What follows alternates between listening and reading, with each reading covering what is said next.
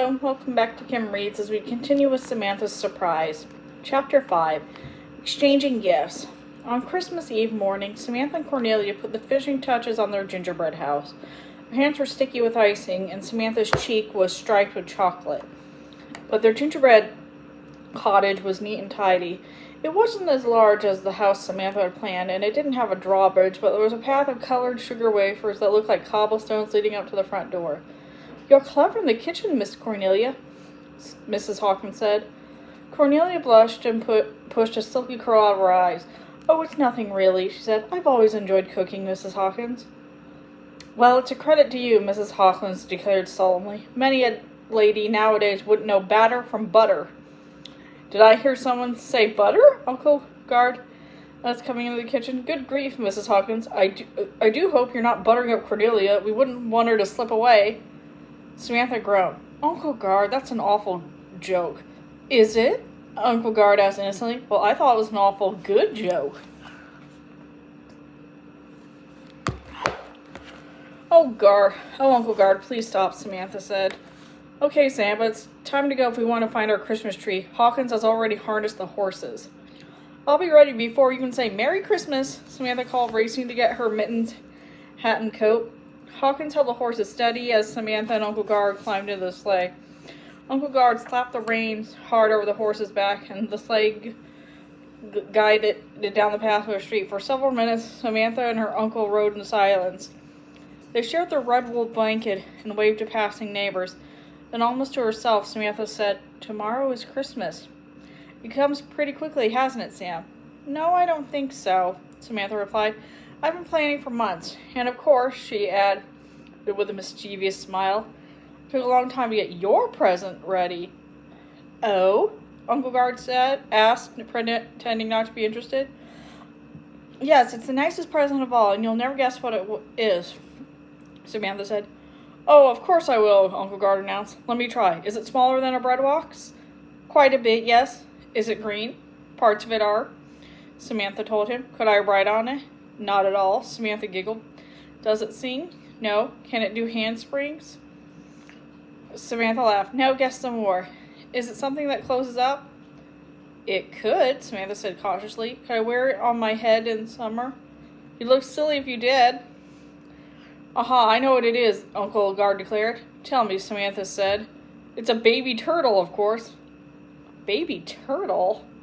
Samantha gasped. "How do you figure that, Uncle Gard?" "Because, Sam, everyone knows a baby turtle is smaller than a bread box, cannot sing or do handsprings, is part green, can close up, cannot be ridden, and would look silly on my head in the summer."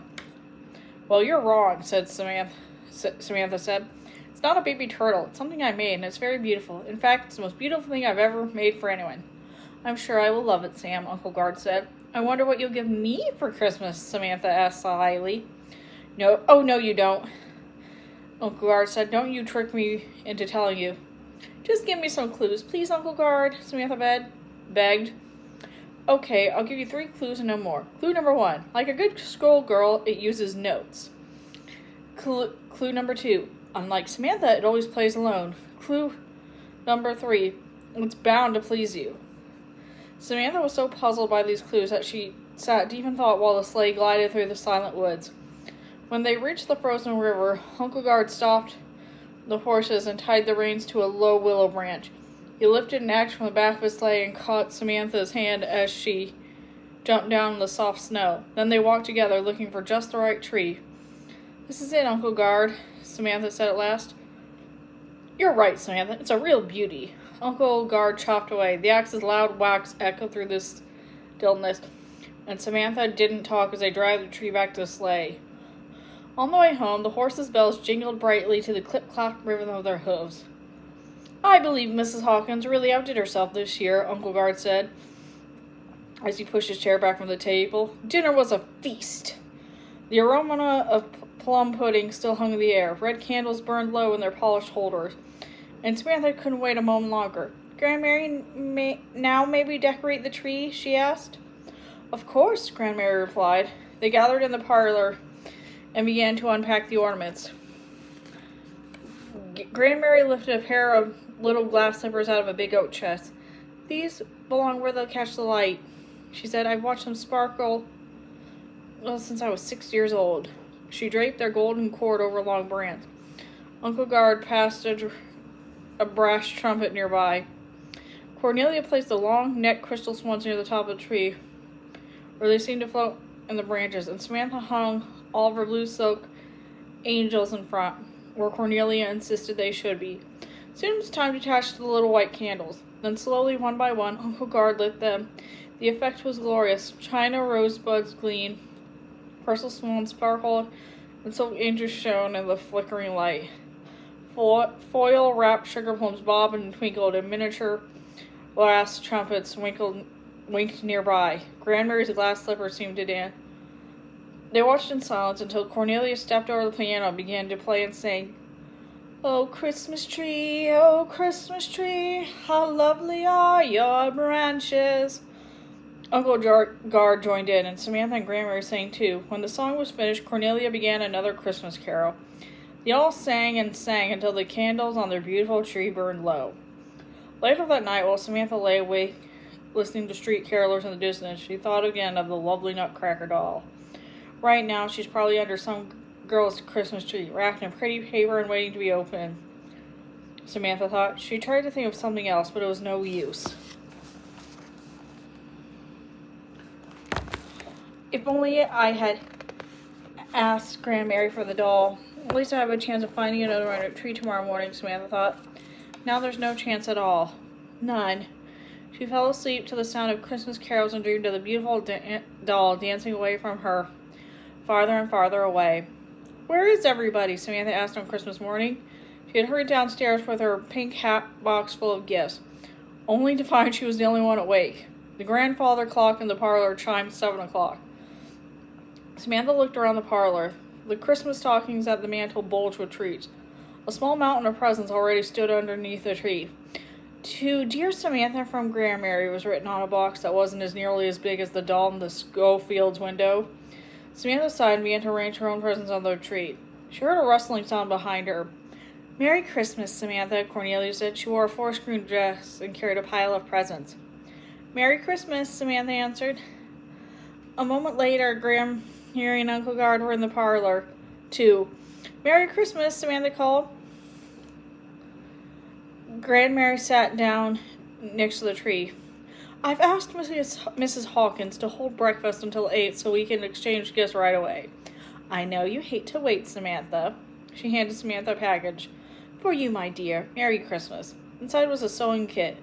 A very grown-up one at that, with 40 different colored threads, a thick package of needles, and a cat-shaped pin cushion.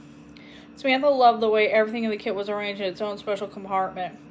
Oh, Grandmary, thank you, she exclaimed. Samantha, thank you so much. She gave her grandmother a warm hug. Now I have a present for you, she said. She handed Grandmary her gift. It has delightful fragrance, Grandmary said. I can smell it right through the paper. Can you guess what it is, Grandmary? Not at all, my dear. I'm perplexed so far. Very slowly, Grandmary took off the paper. What she found was the heart-shaped sachet. She said, Samantha, you're a dear and lovely girl. This is very lovely. Next came to a present from Uncle Gard to Samantha. Here's your answer to your riddles, Sam. Samantha ripped off the paper and found a leather book of Christmas carols. She turned the pages carefully, humming songs as she went. When she reached the end of the book, Samantha found a golden key. She wound it and found a Christmas bell and began playing her favorite song, Oh, Christmas Tree. Now I understand, Uncle Gard, Samantha exclaimed. You said my present would use notes and play alone because it's a music box. And it is bound to please me because it's a book of my favorite Christmas carols, too. Now I can listen to them all year round. Thank you. Samantha was about to give a small square box covered in blue tissue paper, but Cornelia handed her a large package instead. Go ahead, open yours first, Sam, Uncle Gard said with a wink. Samantha had never seen anything wrapped so elegantly. She untied the silk ribbon and carefully rolled it up. Cornelia, is this from New York? Asked Samantha. Open it and see. Samantha smoothed away the silver wrapping paper and slowly lifted the lid from the doll. Cornelia, she gasped. It's the Nutcracker doll. Oh, I've wanted this for a long time. How'd you ever know? I didn't know, Samantha, Cornelia said. Truly, I didn't. It's only that I like the doll so much that I thought perhaps you might too. I do, Samantha said. She hugged the doll as if she would never let it go. I love her. I love her more than anything else in the world. Thank you, Cornelia. Thank you so much. With the doll in her arms, Samantha reached under the tree. Once again, she picked up the small square box wrapped in tissue paper. But this time, she turned to Cornelia and handed it to her. Merry Christmas, Cornelia, Samantha whispered, suddenly shy. And Merry Christmas, Uncle Gard, Samantha said more loudly, handing him a large package tied with a pink bow. Uncle Gard got his present unwrapped first. By Jove, Sam, he said when he opened the candy. There must be a pound of chocolates in here. You do spoil me.